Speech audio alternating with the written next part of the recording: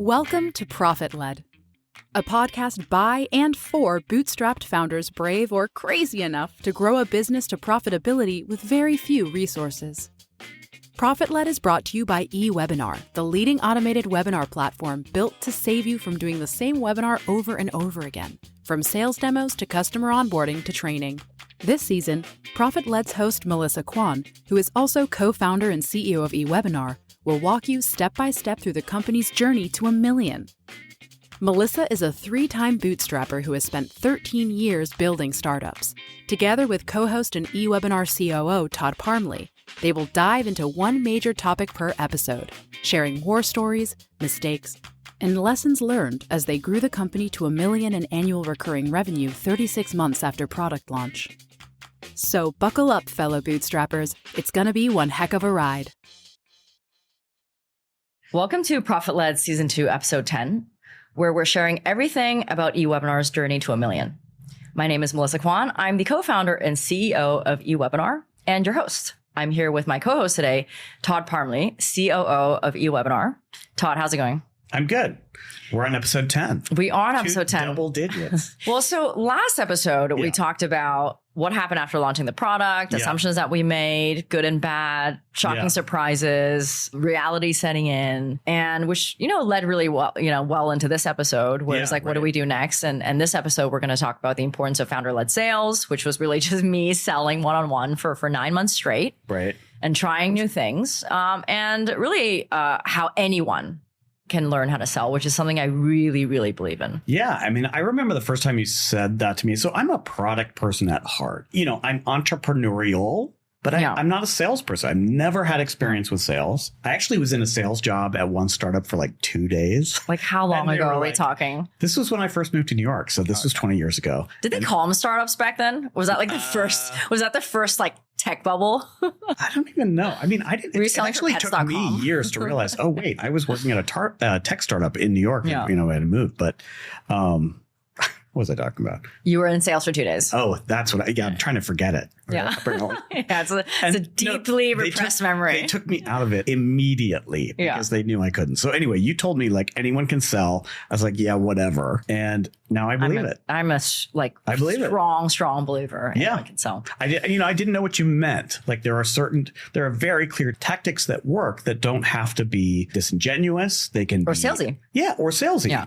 It's like, you have to have a good product, right? That solves a problem that people experience in a way that they want to actually solve it. But I believe that now. Yeah. I mean, I want to address that, right? When people are like, oh, I can't sell. I'm not a salesperson. I need to hire a salesperson. I'm just bad at it. Like a lot of people that say that have never done sales. Why do you think you're bad at sales, right? Like you've tried it for 2 days or you've never tried it at all. I think when people say I'm not a good salesperson, what they're really saying is I'm scared of selling. Like I have a fear of selling. I have a fear of rejection. I don't know how to talk to people. It feels dirty to me. I don't want to do it. Like that's not the same as I can't sell or I can't learn how to sell. And I do think I'm in a very fortunate position because my first job was in sales. I never wanted to be a professional. Like I never was like that good in school. Like, okay, I was good in school, but I hated it. So I didn't study, I picked all the subjects that had the least amount of reading. And so I was always trying to take these kind of shortcuts. And so a sales job doesn't require a lot of experience. Everyone's looking for a salesperson. So my first job was in sales, my second job was in sales, and all of a sudden I became a salesperson. I have been very fortunate that I have never had any other types of positions. Right. So it was always like biz dev or sales or something like that. So I take it for granted that I've learned a lot of things by osmosis. And like when you work for a lot of companies have sales trainings that they put their sales teams into. And then all my coworkers were also sales. So all my life for 20 years, for the past 20 years, I've been surrounded by sales speak. And of course, I wanted to get better at sales. So I read a lot of books on sales to the point where I no longer wanted to read them because then I was getting like information overload. Right. So I do think that my personality is really made for that because I don't want to do work that requires a lot of reading and like knowledge. I want to like talk my way through. But I do think having seen so many people that were trained up in sales that like you don't have to be the best salesperson in the room to be able to make a sale. Because sales is a science of communicating what you're selling in a way where the other person understands what you're selling, if that makes sense, right? Like I think absolutely. I think there's a discrepancy between what you're selling and what other people want to buy. And the best salespeople know how to align the two by using language, right? By using communication. So that's what I think sales is. Sales is not secondhand car insurance salesman, right? It's really the art and science of communication to help you understand the value by which I want to bring you. And that's why I think it's not sleazy. Yeah. I mean, I think that what skills are there to learn? You know what I mean? It felt like there was just like either you got it or you don't for sales. And the idea that there are ways, there's like a science to it. There are formulas you can follow. That doesn't mean that they're canned. It doesn't mean that, you're being dishonest, but there are steps that you could lead someone through a process so they have the realization that what you have to offer them is actually worth them spending money on. Yeah. I mean, I think a lot of people, when they think about sales, they think I'm trying to force something into someone's hand, right? What they're not thinking, if you reframe what you're trying to do is, that the product that you're giving them or a service is going to give them value. Yeah. They don't know that yet, but it's going to help them. Otherwise, they'll ask for a refund or they'll cancel anyway. Yeah. So you're not forcing them into someone's hand. Like this is not, especially in SaaS, it's not a one-time purchase. You're just trying to communicate benefit in a way they understand so they can embrace and capture that benefit in their business. So you're actually doing them a favor by explaining that to them, and they at the end of the day get to make that decision. So I think like reframing what you're trying to do can help people get over the idea that like, oh, I'm trying to like trick someone into buying this thing that they don't want to buy. They do want to buy it. They just don't know yet. We ended last time with you're running out of money. Right? Potentially. Yeah. Not yet, but potentially. But the end of the last episode, basically, the cliffhanger was we knew we had a product, but it was clear that the revenue wasn't going to come as quickly. Yeah. And that was driving you into a very strong sales motion where you are going to be selling the product one-on-one. So, if today's conversation is going to kind of be all about founder-led sales, how do you want to start it? Like, where do you want to start? Do you want to just talk about what it is? Yeah. I mean, I think founder-led sales and its, purest kind of one-liner is like founder goes out to sell. There's different models of revenue. There's like, or growth. There's like sales-led, product-led, where your product does the quote unquote talking, which is what we're now, which is what MailChimp is. People come in, they sign up on their own. There's no human touch. There's marketing-led growth, customer-led. So there's a lot of these different models that have come up over time. But founder-led sales is the single most important and I believe only way to get a brand new company up and running. I don't care if it's a startup, it's a restaurant, it's a car dealership. Like as a founder, if you cannot sell your own product, nobody you hire is going to respect you. And in the beginning, you don't know if your product has a market. You think it has a market, but maybe it doesn't. Right. And the founder is the only person who can, through sales, talking to customers, get feedback for whether the assumptions that you made, not just features, I'm talking like product, the assumption that you made that the market's going to need your product, is that going to be validated or not? Right. And the only way to do that is through trying to sell this and hearing people say, yes, I'm going to buy this, and no, I won't. And here's why. And only through that feedback are you going to be able to sharpen your sales pitch, figure out the other things you need to build in order to sell, or figure out even if the use case that you've built for has any validity, or maybe there's another audience that you should be selling to where there's a bigger need. So all of that only comes through sales. And if you, the founder, is not the first person that's hearing this, if you're hiring someone else to do this, they don't care about your product. It's not their company. It's not their runway. Right. It's not their payroll. They're getting paid. So they're not going to think about this 24/7 in a way you are. So founder-led sales is not just about money.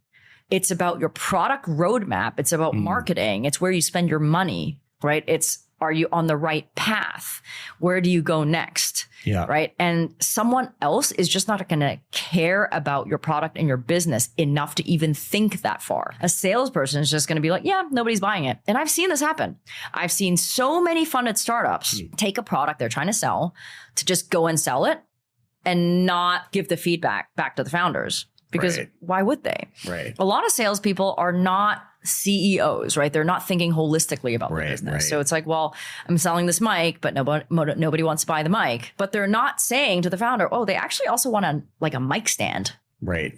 Before they buy. So maybe we should partner with a mic stand company.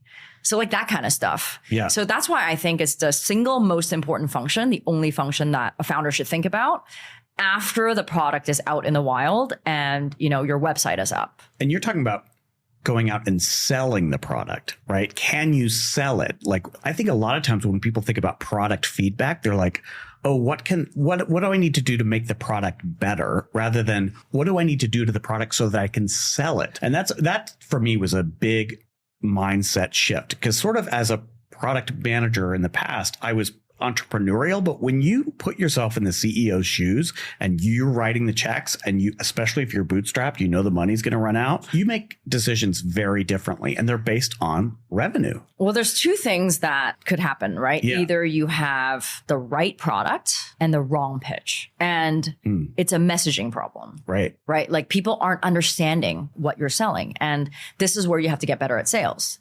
This is where you need to take how other people are perceiving it and regurgitate it to them. Like, maybe I think that this product is good for demos, but they want to use it for onboarding, but I'm not talking about that at all. Right.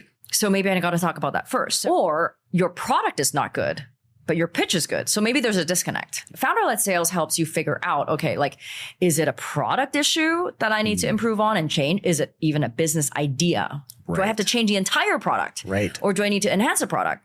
Or do I have the right product, but I just need to change my pitch? Right. And if I have to change my pitch, how do I change it to which audience? Yeah. Right? A different line of business, a different role, a different industry is going to care about different things. So how are you going to learn what they care about? It's not one pitch, one size fits all. Right. Right. And I'm talking about this as like, a more advanced kind of sales person would think about like changing this stuff. Right. But there is kind of a basic structure where you can communicate this and ask more questions to kind of develop your sales pitch. Yeah. But also, like, what we realized, or I realized, was like how disconnected we were from the problem we wanted to solve versus the problem they wanted me to solve. So I thought CS onboarding, training, and sales demos was the only three problems that were out there. What I didn't know was how prospects were experiencing that problem was different. Yeah. If I'm, if I'm delivering a sales demo, or if I'm delivering an onboarding, my needs are so different based on the price of my product, the culture of my company, the complexity of my product. And each one of those people need different things in the product and a different pitch in order to convince them that this is the thing that they need. So understanding how disconnected we were from actual users was kind of another layer to that reality check. And why that's important is further realizing that this is going to take longer than what I originally, anticipated. So again, how much longer is it going to take for us to get to profitability now, knowing these problems that we didn't know before?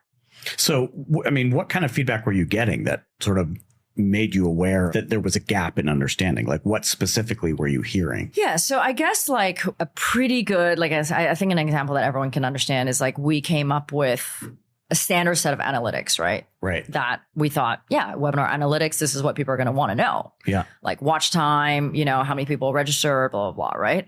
Like really basic things. But depending on your role, you're going to want to dive into different numbers and see different things. And if you have a team, you're going to want to share that outside of your team.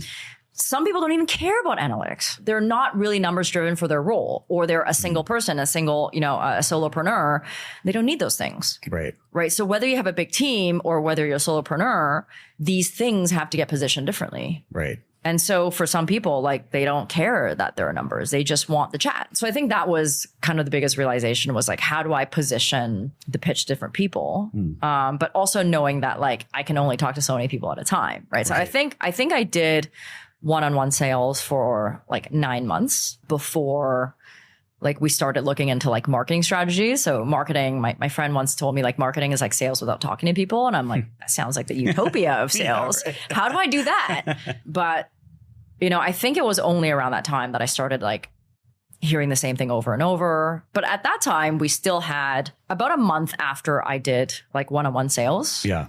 We already automated our demo. So we did have, an on-demand demo that people could sign up on their own. But if people wanted to hop on a call, I would do it. Whereas right now, there's no way that I would hop on a call. Everything is chat, everything is email. But back then I still wanted to learn.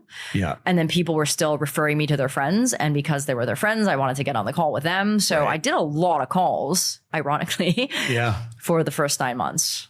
Well, how did you find people to sell to? Like something so basic as like, I'm a founder. Where do I start? How do I find people?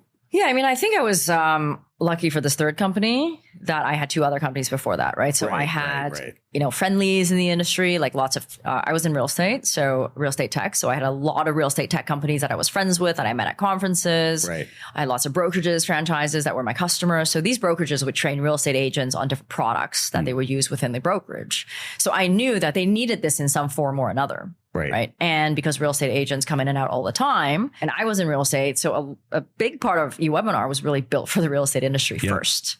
And so I knew how to speak that language. So before we rolled out, I made a list of every single person that I knew that could potentially use this product and kind of like peripheral friends here and there. And I just went down my email, went down my phone, and I emailed or texted every single person. I think there was like 200 people. And I asked them if they were curious to know what I was doing next. We'd set up a call.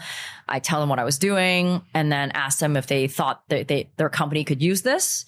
And if they said yes, I would ask for a call with the person in charge of that function and then set up, an onboarding call and like watch them sign up, watch them onboard with full knowledge that they were going to pay for this, like at the end of the trial. So, and then at the end of that, I would ask every single person for a referral until I ran out of that. So then I would like send them a forwardable email that they could forward to their friends. And I would like ask them to give me names on the spot. I would follow up. Like I'm kind of a bulldog with this stuff and I've just done it a lot, but that's how I got started in the first place. But the thing is like, I didn't always have that list. Yeah. Right. In my first company, my second company, I didn't have a ready list of people to sell to. So what did you do then? Like if you were to go back to the very beginning, before you had a list, before you had, just cold call, cold emails. I don't think anyone answered the phone anymore. Right. I used to call in the companies like real estate developers, like brokerages, but like trying to navigate through the assistant and like try to like pretend I was a friend, text them on their phone. I did all that stuff. Right. Like that's how I built my first two businesses is like purely through cold calling and cold email and going to conferences and meeting people in real life, moved to New York, going for as many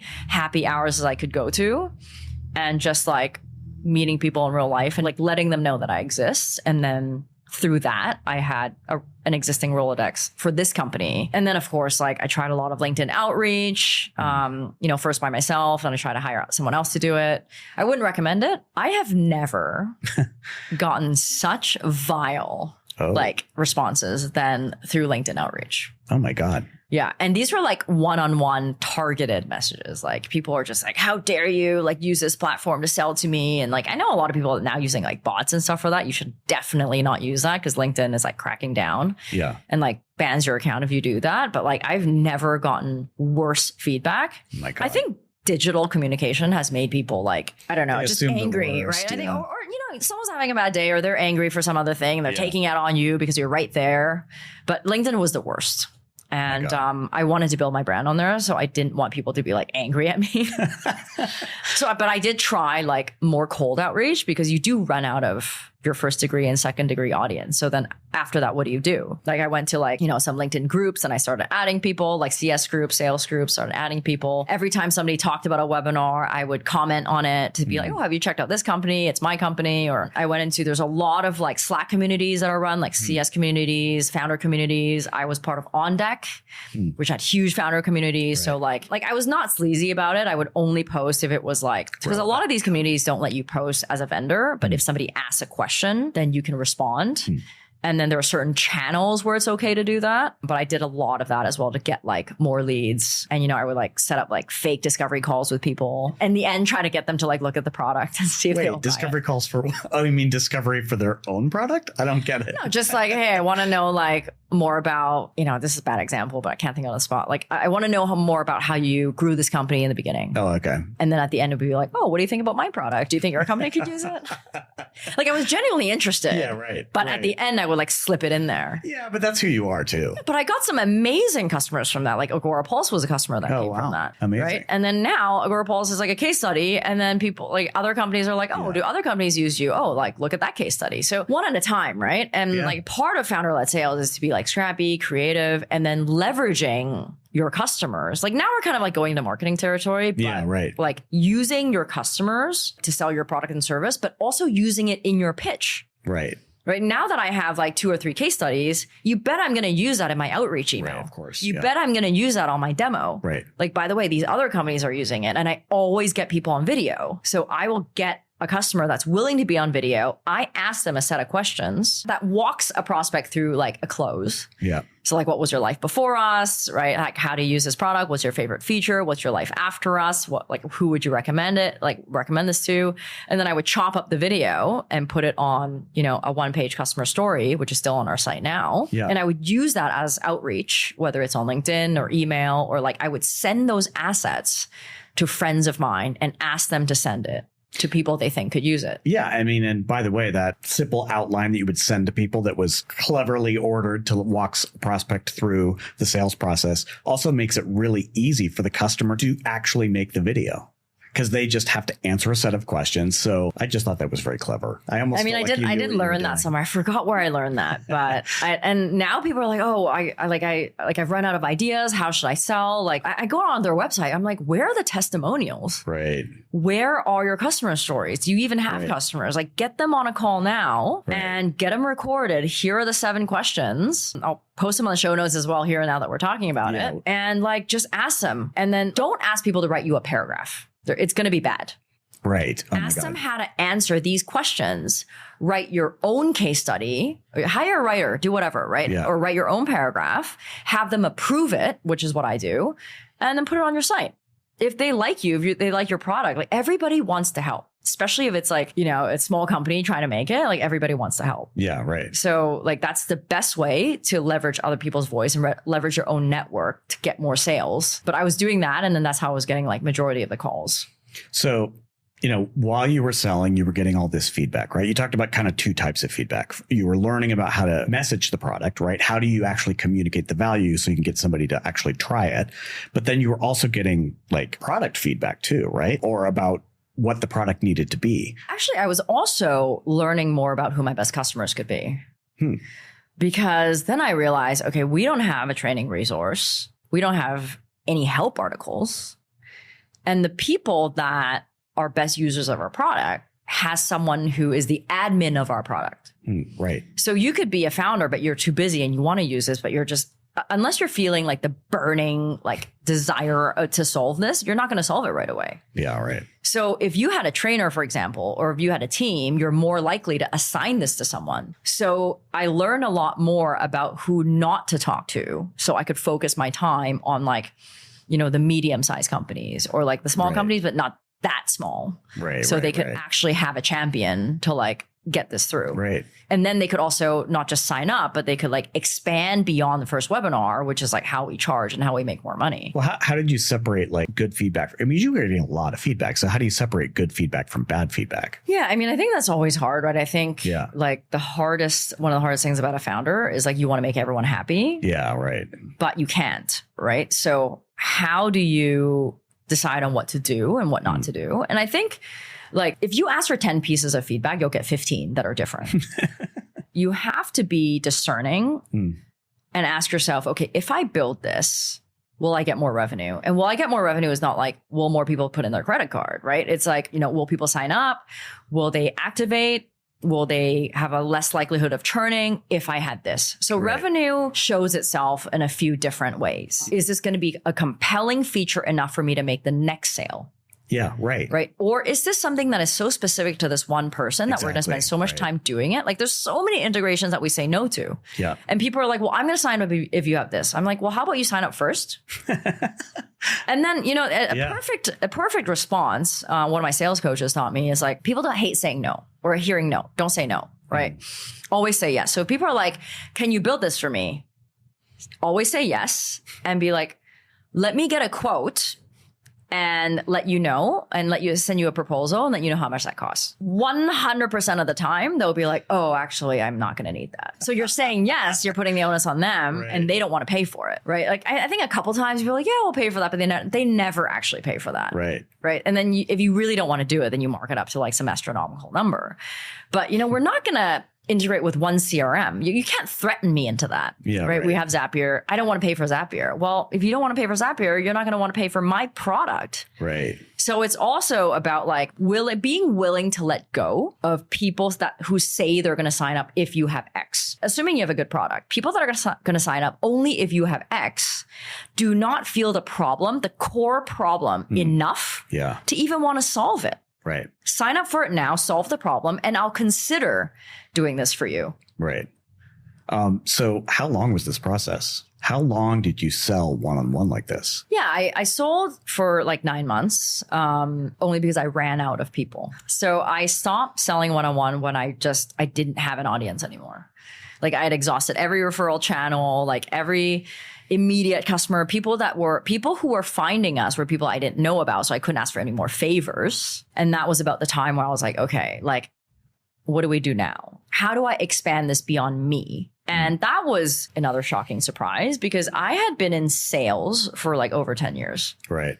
And one of the hard lessons that I learned was people don't pick up the phone for $100 product. Right. Like I used to sell enterprise. So every product was $10,000 to $100,000 a year.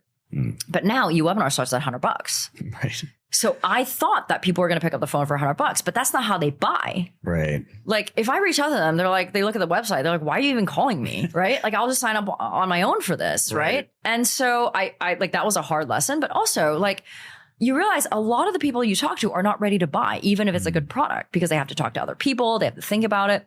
So it gets very, very demoralizing when you do 10 calls a day for $100 maximum potential and they don't sign up. So it's just exhausting.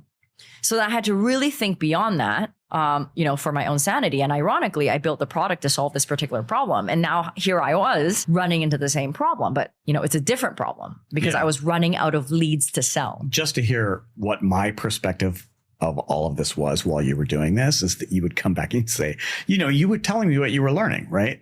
And I can't remember how long it was before we wrote our first, because we were not using our product yet to sell our product. But I remember when it was like, when you were like, it's time. I know enough now how to sell this that we can automate it. No, we automated our demo like after a month or 2 months, right? Did we? We did. But we ended up revamping the demo. Well, I guess that's what I mean. Yeah, we made a lot of assumptions because the first demo we ever made was really based on like 4 to 8 weeks of learning. The second demo we ever made, and it's actually surprising we lasted that long.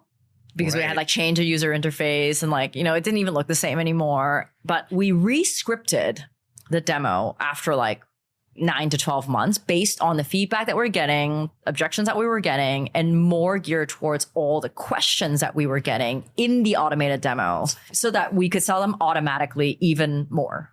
I had blocked that out, that we even had a demo. Because first of all, you were doing it all live, right? Even when you were a lot of them. Yeah. So, but I do remember after that 9-month period and we did revamp it, we knew exactly what it needed to be. Yeah. Right. That was amazing that we built in all of the objections that people, common objections, questions that people had. We were able to incorporate all of that into our video and then able to actually automate it. And then we started seeing for the first time, really, it's selling itself. And that was exciting. And the numbers were telling, right? Because I think the misconception is demos have to be short. Shorter the better. Yeah, right. And we couldn't make it shorter. Our first demo was like 18 minutes. Our second one now is like 23 minutes. We couldn't make it any shorter because we worked in everything that we learned into the script. Right.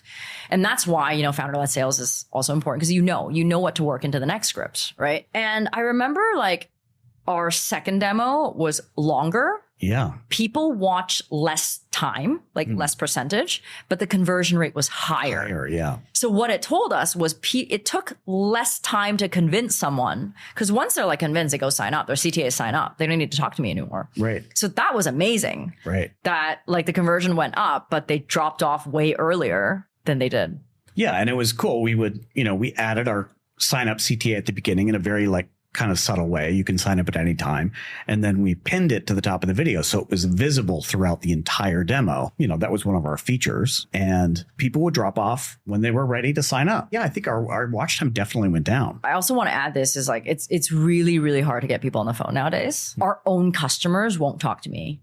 Right. If I wanted to say like, hey, I just want to learn more about how you're using this product. Like 9 out of 10 times they won't talk to me. It's insane. And sales is actually like one of the few ways that you can still get someone on the phone. Because like I think people are still kind of open to that if they're curious. And then when they're on the call, then they're willing to share a lot more. Yeah. But that's just like something to think about, is like, that's just a way. Like if you reach out to someone and you're like, I just want feedback on my product, people don't have time for that anymore. Yeah. I mean, I think it's probably worth talking a little bit about how the sales process has changed generally. Just, do you remember that we used this stat from the Trust Radius stat that they said 80%, 87. 88% of people want to do their own research during their buying journey. Right. That they'll make a purchase decision without ever speaking to a salesperson. Yeah. And the second year they did that report, it was 100. Oh no. Oh my God. And it was based on like 3,000 people that they interviewed. Like that was in the survey. Are you kidding me? Yeah. So we can share that report in the show notes as well. But that was very telling. Yeah. That like, I mean, there's such a disconnect between how we want to buy and how we want to sell, right? When we want to buy, we don't want to talk to anyone. Right. It's not just software. It's like you buy TV. It's like you don't go immediately to talk to someone. You like do your own research on Amazon or Best Buy or whatever. And then when you're ready, you go into a shop, you talk to someone, you talk to your friends, right? First. Right. But when we're selling, we're like, I don't want to give you anything. I need you to give me your contact information and I need you to book a call on my calendar. Next Thursday. Yeah, it's just like in my time zone, right? It's just, there's such a disconnect. And actually the report that you're referring to is called B2B Buying Disconnect. And it talks exactly about this problem, is we're not giving consumers what they want to make a decision. Yeah, which also I think in the context of talking about founder-led sales means that it's going to be harder, right? When you're first, trying to reach people now, because sales has changed so much. But now when people are like, oh, can I get a demo of your product? I just send them to the website. Yeah. Because our demo is everywhere. Our demo is a CTA of our website. And when I was weaning off those calls and people wanted me to hop on a call with them, I had this like perfect canned response. I was like, hey, I would love to do a call with you. However, our demo is actually delivered through our product, which gives you a way better sense of how your customers are going to see the product. And nothing speaks better than, being in the experience. Would you still want me to do a demo, which is not a live experience, or would you want to just go through the demo yourself? 100% of the time, they'll be like, okay, let me go through this and come back with you with any questions. Yeah. And they never have any questions they want to get on the phone with. So I gave them an option in the beginning because I wasn't sure, because like we were still not profitable. So I wanted to make sure that we increase our chances of converting someone. But it was surprising that even like friends of friends didn't want to get on a call. They were like, yeah, I'll just do this. Yeah, but it's also really cool when you say, because we still get requests. People are like, they'll message us in support and say that they need a demo. They'll be in our demo and say, can I get a demo? Oh, well, that's different. I'm like, that we can help with. Archive. That we can help with. But for the people who like contact us through support and want a live demo. Yeah. And then they go into our automated demo, maybe even reluctantly, and then they can get questions answered. Like, it really is impressive. But I also did this other thing because I didn't want to offend anyone, that when they wanted to hop on a call after they were on the demo, I would be like, I'm traveling, can't get on a call. Can you send me your questions? And if we really need to hop on a call, let's do it, or I'll send you a Loom video. 100% of the time, it's like, oh, do you integrate with ConvertKit? And how does the chat work? Like, it was just really, really basic things. And that's how I know I'm not going to spend my time hopping on a call. Like, they just want to know there's a person on the other side. That's right. But now it's part of my training a customer is I just outright say, we don't do calls. We don't do phone support. Like, I can help you on here. We have a team that's on support. Let me know what your questions are. A small percentage of people will be like, oh, then I can't sign up. Well, I'm sorry. Like, if you can't sign up without talking to me first, you're going to think that I'm going to hop on a call every time you pull that card. Yeah. And for $100 starting point product, it's just not worth my time. Yeah. We're not an enterprise product. Yeah. So let's kind of go back to the beginning of where we started today. One of the things we talked about at the very beginning was how anyone can sell, right? This sort of idea that it's a skill that you can learn. So what does someone do? Like, I'm a founder. I'm a technical founder, maybe. Like, I have no sales experience whatsoever. What do I do? Hey. I'd like to take a second here to talk about my own company, eWebinar, and our mission to rescue people from what I call webinar hell, to give them back their time and save them literally hundreds of hours every month through webinar automation. If your sales team is tired of doing the same demo over and over for unqualified leads, or worse, prospects who don't even show up, an on-demand demo powered by eWebinar can help them get their time back so they can close more deals. If you're doing customer onboarding and training on repeat, eWebinar can help you automate those so you never have to do them live again. Customer success teams are using eWebinar to run hundreds of sessions every single month without a live host. Why don't you give our product a try and see for yourself? Visit eWebinar.com to join our own on-demand demo or to sign up for a free trial. All right, now that I've gotten that on my system, let's get back to the episode. Yeah, so I want to tell a story of when I started my first company, right out of SAP. That was the last job that I quit. I was like 27 or 28. And I was like trying different ideas and none of them really worked. And I was running out of money and I was like burning my own cash, right? And like I had a contractor who in the end became my co-founder, my first co-founder. But I had a product in my hand that I knew was going to work. So, and that became my first company, which was like an iPad interactive brochure for real estate showrooms. For sales centers, like pre-sale sales centers. So when you walk into a building that hasn't been built, you walk into this beautiful showroom, you have a reception. After you like fill your name on a piece of paper, they give you this like coffee table style book. That's the brochure for the building. We were the iPad version of that. So it had a gallery, had all the floor plans. Salespeople could log in and get all the inventory. Like, and it was on a new device called the iPad. And I worked in sales centers for like 3 years. Like I knew there was a need for this. And we were selling it for like nothing. We were selling it for like $5,000 for like an iPad app. And it was like beautiful. And I was like, when I say I was running out of money, like I was like running out of savings. I was paying this contractor. I had like 2 months left. And I was talking to my friend who I really respected. And I was like, I don't know what to do. And he was like, okay, like read this book called The Presentation Secrets of Steve Jobs by Carmine Gallo. Steve Jobs didn't write it, but it's a guy that studied his presentation style. Read it and craft your pitch according to this. And then let me know how it goes. So I took a week off. And I read that book and immediately I was like enamored by this, right? It was exactly what I said. It's the art of communicating. It's the art of communicating what you're selling to what someone wants to buy. Because they don't always understand what you're saying. And so your job as a presenter, as a salesperson, is to align the two. And so I took notes. I crafted my entire pitch according to the structure of this presentation. And so that same week, I made my first sale.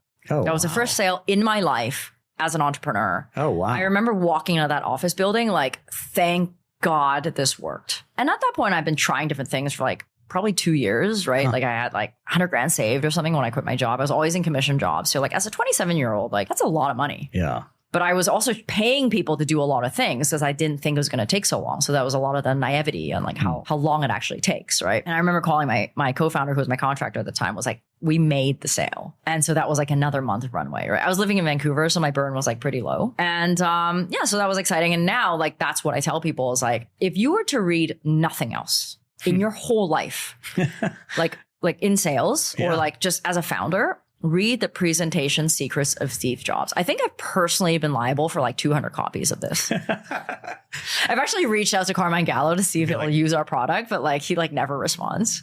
I'm like, I am your biggest fan. But you know, through like over 10 years of using this structure, I've kind of made it my own. Selling a product without talking to someone is a little different than selling a product when you do talk to someone, right? The major difference is when you're in front of someone, you can react to them, right? Like if you're not a really good salesperson, you can see how they react, what they look like, and then you could change your pitch. You can maybe charm them. But if you're delivering an on-demand demo, which is like something you sign up on your own, which is what eWebinar allows you to do, you have to address all the objections before they even come up. Yeah, that's right. So as someone's watching your on-demand demo or the video, they have to be like nodding in their seat. Like, yeah, this is me. This is me. This is me. Right. And that's why when you're the founder selling a product, you know what all those objections are and you work it into your on-demand demo. So I've actually created a workshop based on my 10 years of trials and tribulations, trying different things that didn't work. I have definitely tried this in real life and on demand. And, you know, it's a 30-minute workshop. I'll post in the show notes of this episode as well. It's, we're on episode 10. So go to profitled.fm, show notes of episode 10. And I talk about the 5 effective elements of an on-demand demo and how anyone can structure their pitch to that. And I even have a script template that anyone can like just click on and duplicate. It's just on Google Drive. Yeah, it's a Google Doc. Yeah, Google Doc. But if you follow that, you will make your first sale. I mean, if your product is good. So what do you want to talk about the structure? I mean, I would love to know like the gist of what Steve Jobs' structure was. Like, what was his like main approach, and then how that translated to the elements of how you do it now. Yeah, I think the main thing that he talks about that is different than any other sales book I've ever read is addressing the competition up front. So most people are afraid to talk about the competition because they're like, oh, if I talk about the competition, they're going to think about the competition, and then they're going to go research the competition. Your prospect already knows about the competition. Your prospect, like either you're the first of their research, or they're going to go there to do their research after you, or they're using something comparable. Right. So the thing that I learned from that I never did before was assume your prospect is already informed about the competition and address that up front, so that when it comes up at the end, you can say, well, as I said in the beginning, it's like per my last email. It's like a zinger, right? It's like per my last email, already talked about that. But that was really game changing. And you never, I mean, the thing that I changed was you never bring up the names of your competition, right? Your competition doesn't have to be a company or a person. Right. Your competition could be easily the state of status quo, right? What they're doing now, or what they could be doing now. Yeah. So for us, if I'm not bringing up like, oh, other software in our space does this, right? I'm not going to name off everyone. But if it's not other software in our space, I could say, well, the behavior today is everybody does their live webinars over and over, and it sucks up all their time. How we do it is X, right? This is why we exist, right? So our competition is not only the automated webinar software, it's people doing live webinars over and over again. So that's the competition that you're addressing. Yeah. And I'm saying this as an example of like, you don't have to be competing with a thing, right? You can be competing with like the status quo of like how people do things. You always have competition. Yeah. Right. It's how they're solving, as how they're dealing with the problem in the moment, whatever that is. Yeah. So I think like the 5 effective elements, I'm gonna try to remember this. Otherwise, I'm gonna look at my notes. And it's super simple. And the reason why I say it's super simple is I've given this template to so many people, and they were able to write a full-on demo script right away. So the first is like, you set the agenda, right? In our 30 minutes here today, we're going to talk about ABC. And the reason you do that is so people know what to expect, so they don't interrupt you. You might want to go a bit further, like if you're doing it in person, to be like, is there anything you want to talk about today that, I'm not addressing here? So you work it into the script. So the whole purpose of that is to make sure you are not interrupted, because any great salesperson with a pitch that works has a flow, right? And the second is like, you tell your story. The reason you tell your story is to build credibility. Why are you the right person to do this? And if you're not the founder, you could tell the founding story, right? Why we are the best company to do this. But all of it builds credibility, because that's, you have to assume that that's what the prospect is thinking in their mind the whole time. Right. So you're checking off. You're checking off objection by objection by objection. And then the third is like, you address the competition. What is the state of the world right now? What is the state of the world in which you exist? Why do you exist? So it's like, I'm the best person to do this because all these other things exist in our space, and none of them solve the problem that we solve. And then you reveal yourself as the hero of the story. And that is the meat of your presentation. That is like your top 5 features that solve the biggest problems that your customer has. And because you already know what the competition is not doing, then you're focusing on those features. A demo is not a show and tell of every single thing that your product does. I don't need to know, if you're selling a CRM, I don't need to know how you upload a lead. I need to know the things that make this system unique that another CRM does not do, or the software I'm using does not do. I mean, I knew that intuitively, I think, before to a degree, but now after listening to you talk about it in this way, there's nothing worse than watching someone give a demo that's just a feature checklist. I've been on demos where people don't even like introduce themselves. Well, it's boring, right? You're like, oh, then you do this, and then you like tag it with this. You're like, okay, and like, why should I care? How is it going to make my life better?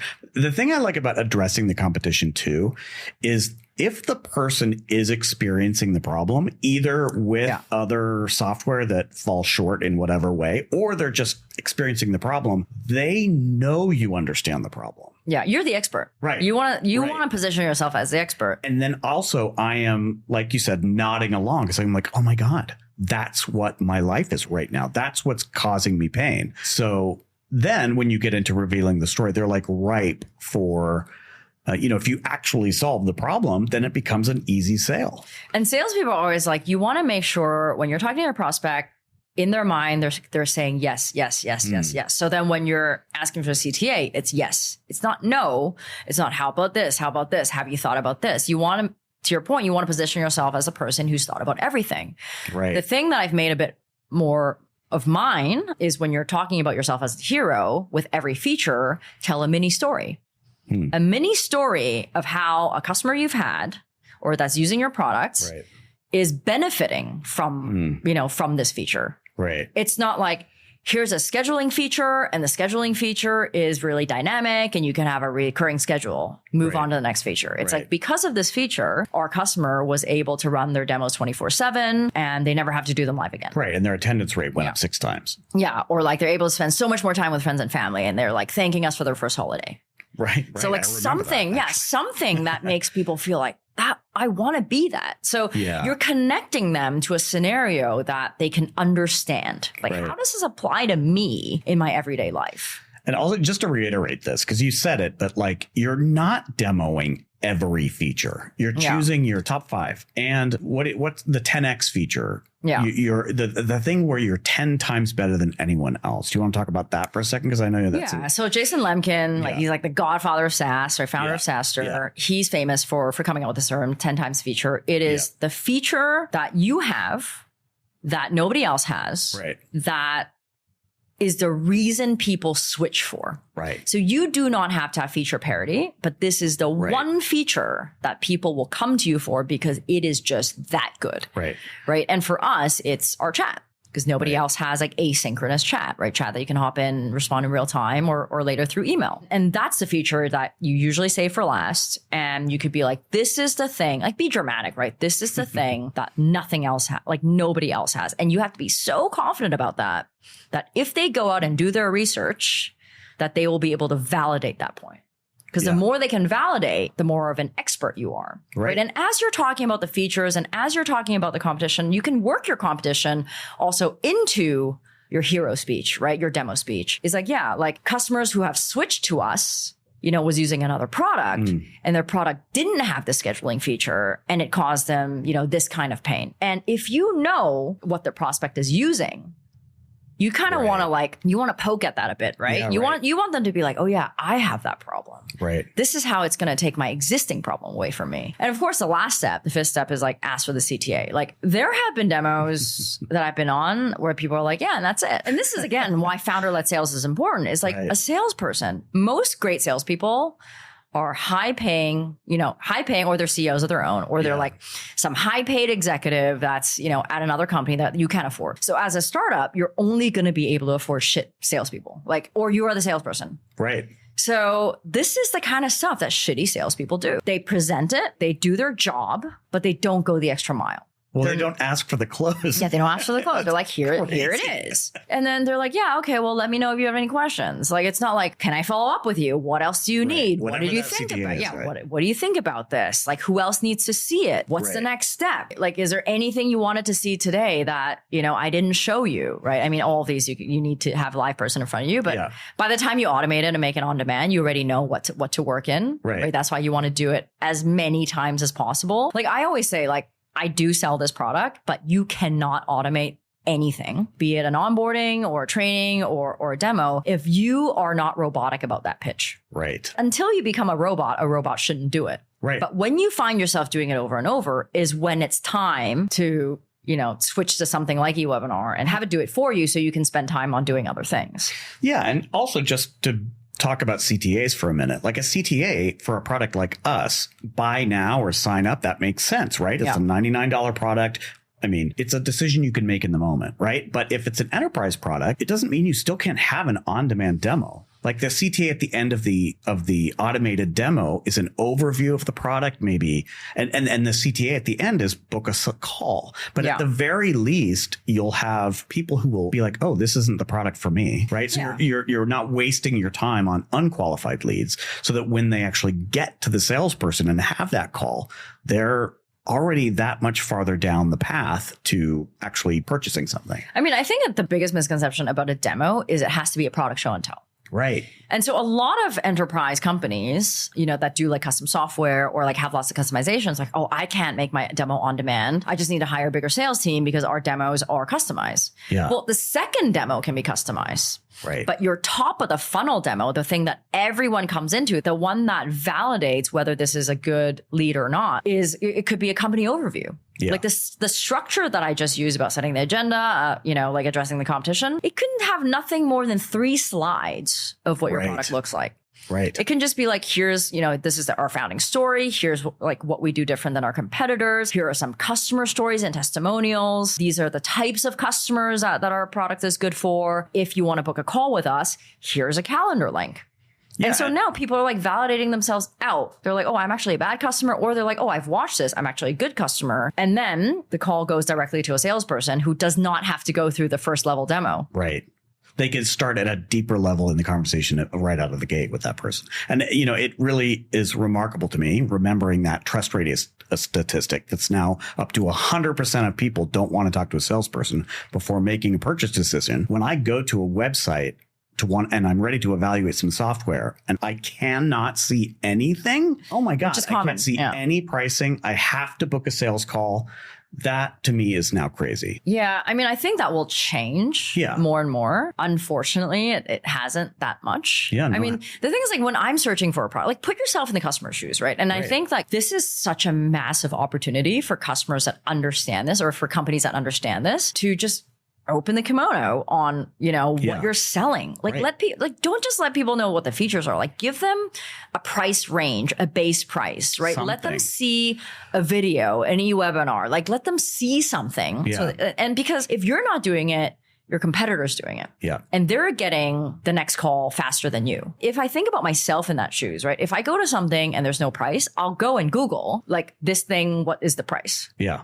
And then like maybe it'll come up, maybe it won't come up, but then or I'll ask my friends what is the price because I don't want to waste my own time and then waste your time if I just can't afford it. Yeah, I mean, and if it's truly like a product that like you go in, you can experience benefit immediately and it doesn't need a sales demo at all, right? The benefit is something simple. This is for teams that are for products rather that are either fully sales led or some hybrid where the product is complex enough that it requires a demo still, right? So, if you're truly a product-led company, it might not make sense to even have a demo. But if your product has any level of complexity, then you need to tell the story of your product. I'm amazed at like even these like click-through products now to like I can click through a prototype. Yeah. The thing that to me is missing about those is the story of it.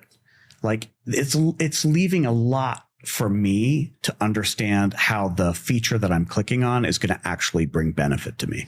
And that's where I feel like the idea that every product can just be, I'm going to go look at it and see it and magically I'm going to understand its benefit and want to buy it is just not true. Yeah. I mean, just because it's product led doesn't mean it doesn't need a demo, right? Like our product is product led. Yeah. It has a demo. I think everyone needs to see something, right? Is your product a video? Is your product a webinar, right? Is your product one-on-one? Like people need to see what, like they need to hear the story. They need to see like what it looks like. Is it user friendly? Does it look beautiful, right? Is it something that I can even see myself using? Yeah. I think what is really mind blowing is a lot of these product led companies say that they are a product led product and they help you with your product led system, like, and they make you get on a call.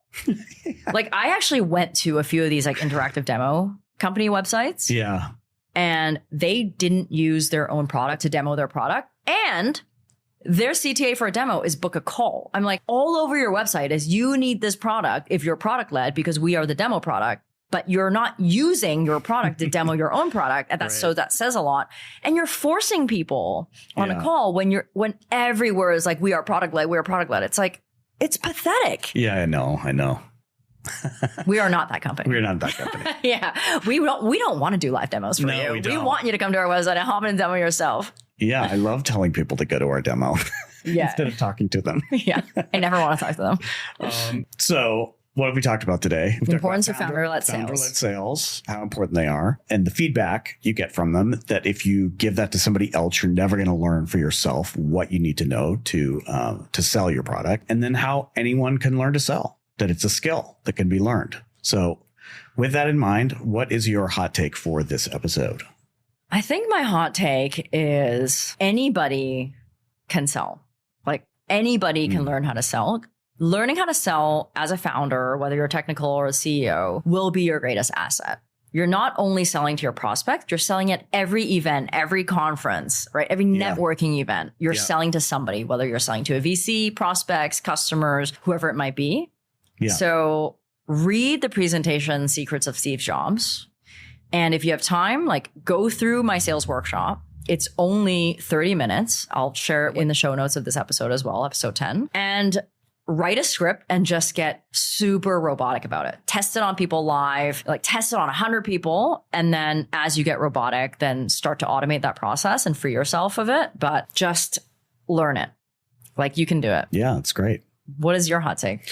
Well, so people know this script template that you created is like literally fill in the blank. There's very little to do. Yeah. And, I think the one thing that I would just sort of emphasize, to build on what you said, is that people want to automate too early. And you really do have to understand if your message works, how to adjust it. So it's just keep repeating and iterating until you get to the robotic stage and until there's a reliable number of people who convert, right? Like it's working.